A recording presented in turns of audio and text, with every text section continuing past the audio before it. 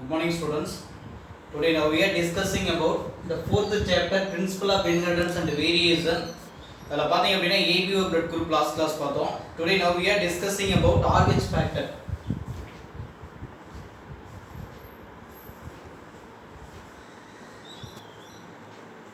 The RH factor otherwise called RH antigen.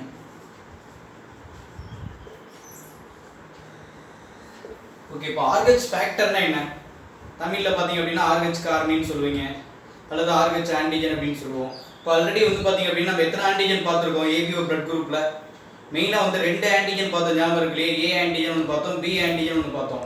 அதே மாதிரி இங்க வந்து பாத்தீங்க அப்படினு கேட்டா அதாவது D ஆன்டிஜன். இப்போ இந்த RH ஃபேக்டருக்கு இன்னொரு பேர் என்ன சார் அப்படினு கேட்டா D ஆன்டிஜன் அப்படினு சொல்லலாம். RH factor otherwise called D antigen அல்லது RH ஆன்டிஜன் அப்படினு சொல்லுவோம். சரிப்பா, இப்போ இந்த RH ஆன்டிஜன் அல்லது RH ஃபேக்டர் எங்க இருக்கு அப்படினு கேட்டா சர்ஃபேஸ் ஆஃப் RBC ன்னு சொல்லுவாங்க.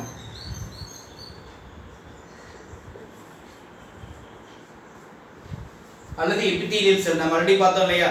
அதாவது வந்து பாத்தீங்க அப்படினா இந்த antigen presence of surface of epithelial அப்படி இல்ல அப்படினு கேட்டா எரித்ரோசைட் செல் சொன்ன ஞாபகம் இருக்கு இல்லையா? பட் அதேதான் இந்த RH factor or D antigen presence of எங்க அப்படினா சர்ஃபேஸ் ஆஃப் RBC அல்லது எபிதீலியல் செல்ஸ் அப்படினு சொல்லலாம். ஓகே, ஒண்ணு. சரிப்பா, இப்போ இந்த RH ஃபேக்டர் யார் டிஸ்கவர் பண்ணா? ஆல்ரெடி வந்து பாருங்க ரெண்டு ஆன்டிஜன் பார்த்தோம் ஞாபகம் இருக்கு இல்லையா? A antigen B antigen. இதை யார் டிஸ்கவர் பண்ணான்னு தெரியுமா? ஓகே, தெரியுமா? இவட்ட எனிபடி? அதாவது இந்த கார்ல் லாண்ட்ஸ்டைனர் சொன்ன ஞாபகம் இருக்கு இல்லையா? அந்த Karl Landsteiner can discover 3 type of blood group ABO blood group ஞாபகம் இருக்கா இல்லையா சார்? அதே மாதிரி தான் இங்கேயும் கார்ல் லாண்ட்ஸ்டைனர்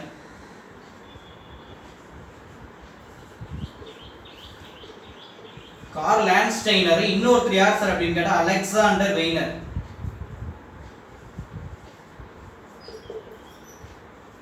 சரி, இவங்க ரெண்டு பேர் என்ன பண்றாங்க அப்படின்னு கேட்டா இந்த டி ஆன்டிஜனை எங்க கண்டுபிடிச்சிருக்காங்க அப்படின்னு கேட்டா என்னது ஒரு வகையான ரீசஸ் மங்கி, அதாவது மக்காக்கா அப்படிங்கிற ஒரு ரீசஸ் மங்கியில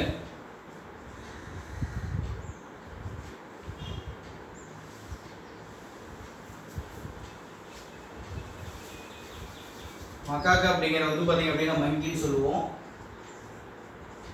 தென் லேட்டர் யார் அப்படின்னு கேட்டா ஹியூமன். ஓகேவா? எந்த வருஷம் கேட்டா என்னது 1940ல. அப்ப ஈஸியா ஞாபகம் வச்சுக்கோ. The RH factor discovered Carl Landsteiner and Alexander Weiner in the 1940 in rhesus monkey like macaca, then later எங்க அப்படிங்கற human being டிஸ்கவர் பண்ணிருக்காங்க. ஓகேப்பா, இப்போ இந்த RH ஃபேக்டர்னா எதை ரெஃபர் பண்ணுது? இப்போ இந்த RH ஃபேக்டர் அப்படினா எதை குறிக்குது அப்படினு கேட்டா நம்ம ஆல்ரெடி சொன்னதுதான், அதாவது இம்யூனோஜெனிக் டி ஆன்டிஜன்.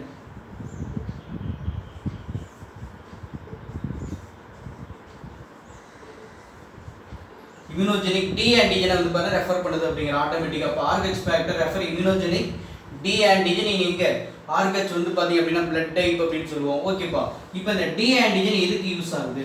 இப்போ நம்ம லாஸ்ட் டே பார்த்தோம் லாஸ்ட் கிளாஸ்ல A ஆன்டிஜன் எதுக்கு யூஸ் ஆனுச்சு, B ஆன்டிஜன் எதுக்கு யூஸ் ஆனுச்சு அப்படினா இப்போ A ஆன்டிஜன் இருந்தா தான் அதுக்கு என்ன பேரு A blood groupங்கறான், B ஆன்டிஜன் இருந்தா தான் B blood groupங்கறான். இதுல RBC சர்ஃபேஸ் ஆஃப் RBC ல. அதே மாதிரி வந்து பாருங்க ரெண்டுமே இல்ல அப்படினு கேட்டா அந்த O blood group சொன்ன ஞாபகம் இருக்கு இல்லையா? இப்போ அதே மாதிரி தான் இந்த D ஆன்டிஜன்.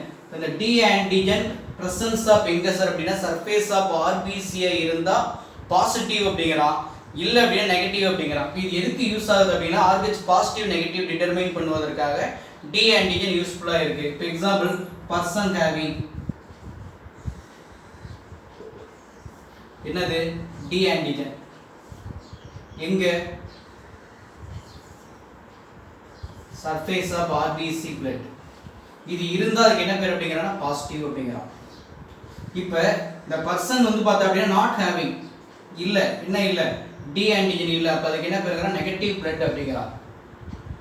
ஓகே, அப்ப சர்ஃபேஸ் ஆஃப் RBC ல டி ஆன்டிஜன் இருந்தா பாசிட்டிவ், இங்க ஆப்ஷன் அப்படினு கேட்டா நெகட்டிவ் அப்படினு சொல்லுவோம், நெகட்டிவ் blood அப்படினு சொல்லுவோம். ஓகேப்பா, இப்போ இதுல எது சார் வந்து பாத்தீங்க அப்படினு கேட்டா இன்ஹெரிட்டடா இருக்கு. இப்போ இந்த RH blood typeல RH blood type ஃபேக்டர்ல பாத்தீங்க அப்படினா இந்த டி ஆன்டிஜன் இருக்கு இல்லையா? இப்போ இந்த டி ஆன்டிஜன் என்ன சொல்வாங்க, டாமினன்ட் கேரக்டர், டாமினன்ட் ட்ரைட்ஸ் அப்படினு சொல்லுவாங்க. இதுதான் இன்ஹெரிட்டட். டாமினன்ட் ரைட் அப்படிங்கறத என்ன சொல்லிருக்கேன், இன்ஹெரிட்டட் அப்படினு சொல்லிருக்கான். எங்க ஒரு பர்சன்ல இருந்து இன்னொரு பர்சனுக்கு வந்து பாத்தீங்க அப்படின்னா கேரி பண்றது. இப்போ இதுல நார்மல் அக்கரிங் இந்த டி ஆன்டிபாடிஸ் அப்படின்னு சொன்ன இல்லையா, D antibodies okay not present in எங்கன்னு கேட்டா பிளாஸ்மா ஆஃப் எங்க அப்படின்னு கேட்டா இண்டிவிஜுவல். ஓகே என்னது normal occurring D antibodies not present in எங்க எனி இண்டிவிஜுவல்ஸ். எல்லா மனிதருடைய ரத்தத்திலையும் என்ன இருக்க வேண்டிய அவசியம் இல்லை அப்படின்னு கேட்டா டி ஆன்டிபாடிஸ் இல்ல. இப்போ எக்ஸாம்பிள் பாத்தீங்க அப்படின்னா இந்த இடத்துல ஒரு RH negative person expose RH positive person. இப்போ உடனே என்ன ஆகுது, இங்க வந்து பாத்தீங்க அப்படின்னா இது ஃபர்ஸ்ட் டைம்ல உடனே அங்க என்ன பண்ணும் அப்படின்னா பிளட்ல உனக்கு என்ன ப்ரொடியூஸ் ஆகும் அப்படின்னு கேட்டா டி ஆன்டிபாடிஸ் ப்ரொடியூஸ் ஆகும். அண்டர்ஸ்டாண்ட் ஆகுதா? இப்போ வந்து பாத்தீங்கன்னா RH நெகட்டிவ் பீப்புள் டு வந்து பாத்தீங்கன்னா டொனேட் வந்து பாத்தீங்க அப்படின்னா RH பாசிட்டிவ் பர்சனுக்கு பிளட் டொனேட் பண்றாங்க. அப்ப டொனேட் பண்ணும் பொழுது ஃபர்ஸ்ட் டைம் உனக்கு என்ன ஏற்படுது, அவங்களுடைய பாடியில டி ஆன்டிபாடிஸ் ப்ரொடியூஸ் ஆகும். அதுவே RH positive person expose RH negative person அங்க உனக்கு என்ன ஆகல, there is no effect, எந்த ஒரு பாதிப்பும் இல்ல, நோ ஆன்டிபாடிஸ் ப்ரொடியூஸ் ஆகல. ஏன்னா பிகாஸ் என்ன காரணம், ஆல்ரெடி அவனுடைய பாடியில என்ன இருக்கு அப்படின்னு கேட்டா ஆன்டிபாடிஸ் இருக்குன்னு அர்த்தம். அப்ப ஆன்டிபாடிஸ் இல்ல அப்படின்னா ஃபர்ஸ்ட் டைம் என்ன பண்ணும், ஆன்டிபாடி அகைன்ஸ்டா ப்ரொடியூஸ் ஆகும், இருந்ததுன்னா ப்ரொடியூஸ் ஆகாது. ஓகேவா? இப்போ இதுதான் வந்து பாத்தீங்க அப்படின்னு கேட்டா சொல்லுவாங்க RH ஃபேக்டர் அப்படின்னு சொல்லுவோம். ஈஸியா ஞாபகம் வச்சுக்கோ. RH ஃபேக்டர்னா என்ன மீனிங், RH ஆன்டிஜன் சொல்லியிருக்கோம். அதுக்கு இன்னொரு பேர் டி ஆன்டிஜன். எங்க இருக்கு அப்படின்னா சர்ஃபேஸ் ஆஃப் ஆர்பிஸ்ல.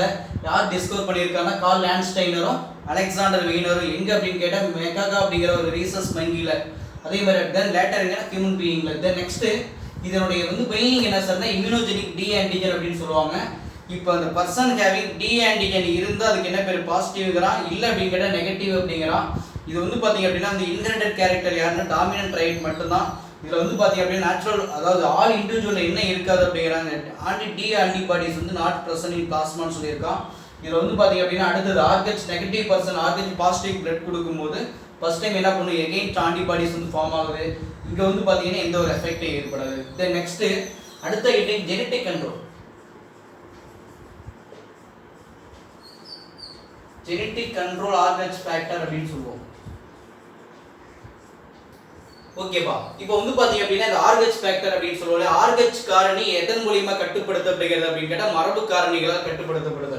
இப்போ இந்த RH ஃபேக்டருக்கான அல்லீல்ஸ் என்ன? ஓகே, அங்க பார்த்தோம் இல்லையா, வந்து பார்த்தா பிளட்டுக்கான அல்லீல்ஸ் வந்து பாத்தீங்க அப்படின்னா வந்து ஐன்னு சொல்லி IA IO IP சொல்லி ஞாபகம் இருக்கு இல்லையா. இங்க RH ஃபேக்டருக்கான அல்லீல் பாத்தீங்க அப்படின்னு கேட்டா இங்க 3 பேர் ஆஃப் அல்லீல்ஸ் வந்து பார்த்தா ஃபார்ம் ஆகுது. ஓகேவா? இங்க RH ஃபேக்டர் என்ன சொல்லிருக்கான் அப்படின்னு கேட்டா இதுல ரெண்டு ஃபார்மா இருக்கு. அதாவது ரெண்டு ஹைபோதீசிஸ் கொடுத்திருக்கான். ஒன்னு வந்து பாத்தீங்க அப்படின்னா ஃபிஷர் அண்ட் ரேஸ் அப்படிங்கிற ஒரு ஹைபோதீசிஸ். ஃபிஷர் அண்ட் ரேஸ் இவங்களுடைய கான்செப்ட் ஒன்னு. ரெண்டாவது கான்செப்ட் வந்து பார்த்தா அப்படின்னா வெய்னர்னு ஒருத்தர் இருக்காரு. இப்போ ஃபிஷர் அண்ட் வந்து பார்த்தா ரேஸோடைய ஹைபோதீசிஸ் அப்படின்னு கேட்டாலே கான்செப்ட் கோட்பாடுகள் அப்படின்னு சொல்லுவாங்க. இவங்களுடைய கோட்பாடு என்ன சார் அப்படின்னு கேட்டா 3 பேர் ஆஃப் அல்லீல்ஸ் யாருக்கு உள்ளது, இந்த RH ஃபேக்டருக்கு இருக்கக்கூடிய 3 பேர் ஆஃப் அல்லீல்ஸ், அதாவது 3 டிஃபரண்ட் பேர் கூட போட்டுக்கோம். 3 different pair of alleles located into எங்க அப்படின்னு கேட்டா 3 different pair of that is another loci of அல்லது லோக்கஸ் ஆஃப் எங்க அப்படின்னு கேட்டா குரோமோசோம். இப்போ எப்படி சார், இப்போ இது வந்து பாத்தீங்க அப்படின்னா இது ஒரு குரோமோசோம், இது ஒரு குரோமோசோம் ஞாபகம் வச்சுக்கோ. இதுல வந்து 3 டிஃபரண்ட் டைப் ஆஃப் அல்லீல்ஸ் சொல்லிருக்கோம் இல்லையா. அதாவது capital C, capital D, capital E. அதுக்கு இன்னொரு பேர் என்ன சார் அப்படின்னு கேட்டா இதனுடைய recessive small c, small d, small e. இதுதான் என்ன அப்படின்னு கேட்டா 3 pair of 3 different pair of alleles அப்படின்னு சொல்லுவோம் CDE. ஓகேவா? இப்போ இந்த CDE வந்து பார்த்தா என்ன எப்படி சார் ரெஃபர் பண்ணிருக்காங்க அப்படின்னு கேட்டா இப்போ இந்த nowadays can using for என்னன்னு கேட்டா CDE நாமன்கிளாச்சரா. இந்த பிளட் டைப் சொல்றோம் இல்லையா, ABO பிளட் குரூப். இப்போ இந்த RH பிளட் டைப்புக்கு என்ன பேர் அப்படின்னு கேட்டா CDE டைப் அப்படின்னு கூட சொல்லலாம் அப்படிங்கிற மாதிரி சொல்லியிருக்காங்க.